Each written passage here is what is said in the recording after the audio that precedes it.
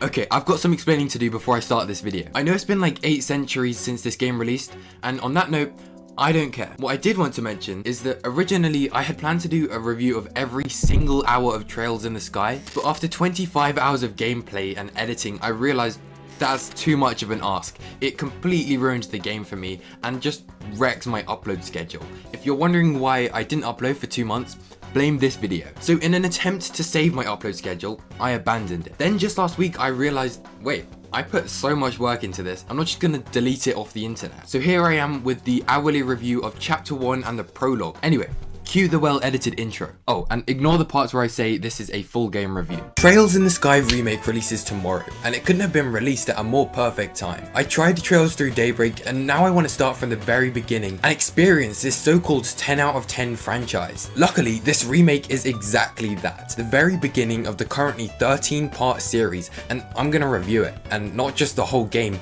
Every single hour that goes by, I'll hop onto my microphone and review the game up to that point and give it a score out of 10. So yeah, it's quite simple really. A few brief notes. Some of these aren't actually recorded every hour. I just wrote down the review, then recorded it later. Also, there will be spoilers for the whole game, but you'll be able to see when I'm coming up to where you are because naturally this review is chronological. Finally, if you end up enjoying this video, don't forget to leave a like because it boosts the channel a ton. Anyways, now that that's all out of the way, let me play it. 1 hour later. My first impressions were that this game is a little bit janky. I was greeted with out of place blurry menu text and weird rectangles on the T's, which are completely not a big deal, but I noticed them and now I can't unnotice them. I found the audio design and acting to be extremely good, except for this one girl, Estelle I think she's called. Her voice is a bit annoying, but I think she's just a minor character, so it shouldn't be a big deal. It's a big deal, I lied, she's the main character. I decided to keep the English voice acting with the hope that I'd just get used to her. The story starts with a relatively fast pace as Estelle's dad just comes home with a boy he found, I guess. Fast forward some time and he's part of the family. This will hopefully be explained because I'm very interested to know who this guy is and what actually happened because everyone is pretty nonchalant about it. After the time skip, Estelle's voice is significantly better. I don't even know what to say about the music. It's just good.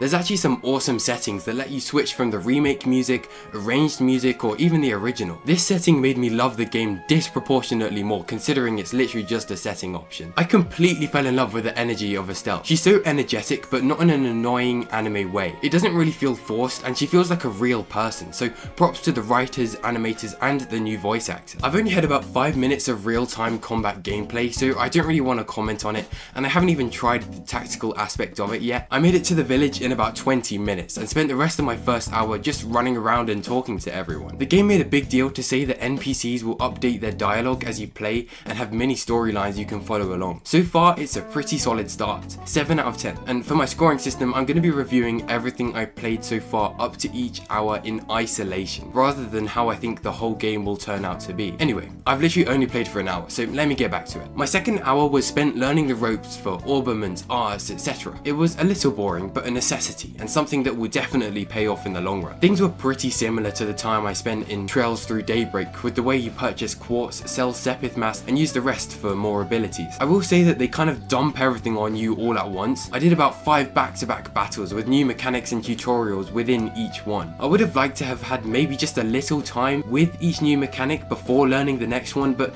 for the most part it wasn't too bad. I love the setup as you train as a bracer with the notebook you're given, which shows your rank, probably meaning you'll increase as you play. Not a huge amount happened, and I'm finding the story is progressively becoming more and more generic, but I'ma keep playing. I'm dropping it down to a 6 out of 10. I'm also gonna stop doing outros for each hour because you are gonna get bored of it. Here's an hour counter instead. Hour 3 was my first time actually properly enjoying the game. It started opening up, giving way more freedom in combat, customization, and started introducing deeper elements to the story beyond just saving kids from danger. Somehow these 3 hours weren't even the prologue because a prologue title screen popped up sometime through a cutscene. This completely dispelled my stories of thinking the story was a little light and immediately gave the world depth, scope, and a little insight into the fictional politics. Not only do I want to see where Joshua goes, but I'm also now really interested in the dad who seems to be effortlessly hiding something from Estelle. Massive step up. 8 out of 10. Hour 4 was more of the same. Small side quests with no real story development, except for the fact that Cassius is now leaving to do something important. Still 8 out of 10. On hour 5, I discovered the difficulty of this game. I'm no stranger to difficult gameplay, but I've grown to expect the first few hours to ease you in slowly. Trails in the Sky most certainly does not. I was told to get rid of some monsters from this family's farm, and the seemingly basic fight took me about 8 attempts. Maybe it was because I spent too little time grinding, I kind of beelined to the story for the past hour. But not only did I face the embarrassment of not being able to beat it, but every time I lost, it offered to make it easier. My gamer pride was too high to accept this, but the monster could literally summon so many little creatures that I genuinely considered it each time it was offered to me. I was on this fight for literally an hour and a half because for some reason I decided I didn't want to go back and level up and I wanted to face it with what I had. So now we'll skip to hour 7.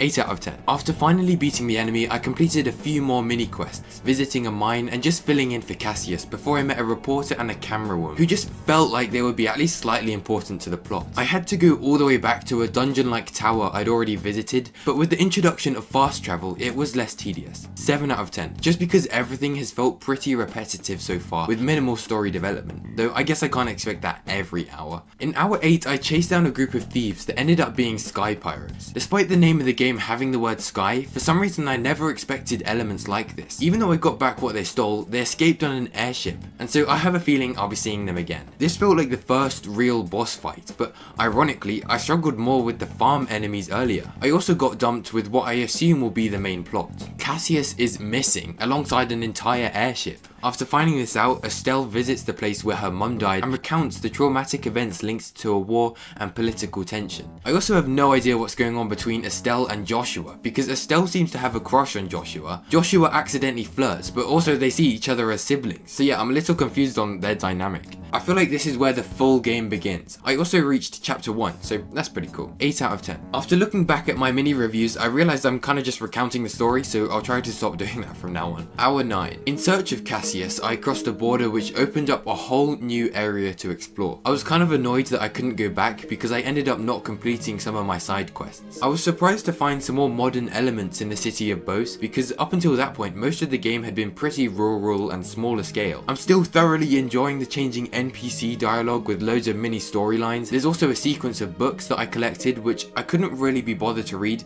but after finding some time I actually enjoyed it, and it added another element to look forward to because you have to locate the next part in order to read it. The daily newspaper also reflects some of the events and builds on the world. In fact, you can find the article that the reporter was working on with you at the tower. It's just small stuff like this that genuinely brings the world to life. Again, not much main story wise, just a lot of traveling. I will say though, I found that the fast mode is very useful for grinding. 8 out of 10. Hour 10. Undercover, I went to General Morgan, who has some kind of aversion to braces. Because of this, Estelle had to pretend not to be one in order to gain info on the missing airship. Unfortunately, Estelle being Estelle just forgets to keep this a secret, and this is where I got completely scammed. A musician intervenes and calms down the situation, and so the party returns to Bose alongside this musician, and he temporarily joins the party. I thought that this guy would be a new party member, and his stats were very low, and so I made the executive decision to spend most of my droplets on him. Droplets are basically rare consumables that permanently increase a specific stat of a player, and I was saving them for when I was really struggling with a battle. But no, I used a load of them, and well, he left the party and was never seen again. This guy better damn come back later. 1 out of 10. Okay fine, 7 out of 10. Hour 11, I whipped out a podcast and completed all the side quests in Bose. Nothing really to write home about, but nothing to complain about either. 7 out of 10. Hour 12. After trading information with the reporter, my team decided to visit a small town nearby in search of more information. I also found out that there was a bunch of free DLC I hadn't claimed, so now Estelle and Joshua look like this. In hour 13, my group went to a village and did some questioning and found out a hidden area behind the cave. Although this was pretty straightforward, I enjoyed the further world building as it showed that the royal army wasn't as in-depth as Braces because of their broad size. They glossed over this area and disregarded what the citizens had to say. So yeah, I found the sky pirates who had ran away before. Because I've been doing so many side quests, this was a pretty easy fight. I also started using a lot of Shira's buff attacks rather than just damage, and it seems to have risen my skill level quite significantly because I was able to manipulate things like turn order. I am loving the story so far, but what happened next kind of bums me out and felt like poor story writing. I beat the group in a battle, but they just threw a smoke bomb and escaped. If I'm honest, this is one of my least favorite tropes of JRPGs because it just makes the whole fight feel meaningless. General Morgan and the royal army caught up just in time to look like my party was the one with the stolen airship.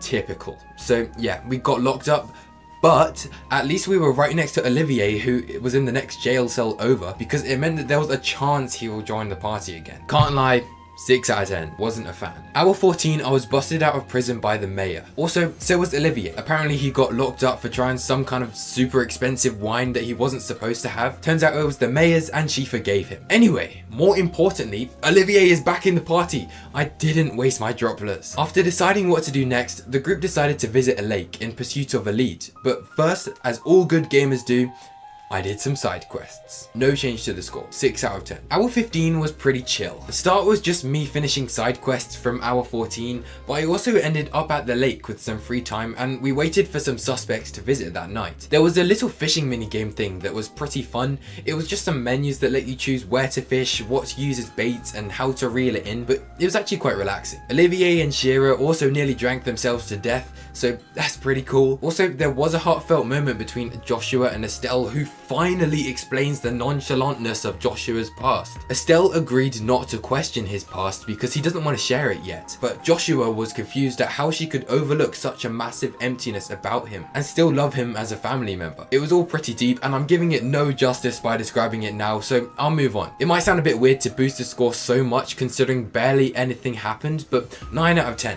The vibes here were just immaculate. Hour 16. The suspects turned out to be yet again the sky pirates from earlier, and they spoke to this mysterious boatman who looked hella creepy. I know I said I'd refrain from just talking about the story, but for some of the hours I literally only did the story. So deal with it. Instead of ambushing the pirates, we searched for their airship as we assumed it would be nearby and then just snuck on. Something is a bit suspicious about Olivier because about 10 minutes ago he was bedridden and unable to move, but then he just turns up right before we board the enemy ship in order to join us. Upon landing in the enemy base, I essentially had back-to-back battles with guards and monsters, which did get very tedious. 8 out of 10 gameplay, but the story is making it worth it, so 9 out of 10. Hour 17, boss fight. I finally clicked with the combat. I know I said earlier that I was using Shira's buff attacks, but I also started using Olivier significantly more because I found this super OP skill which has a 90% chance of inflicting poison or confusion. If they're confused, they attack their teammates, so that's basically a 45% chance to nullify an attack. I was enjoying this fight so much with this and was literally about to do it on the first try when my first bug happened.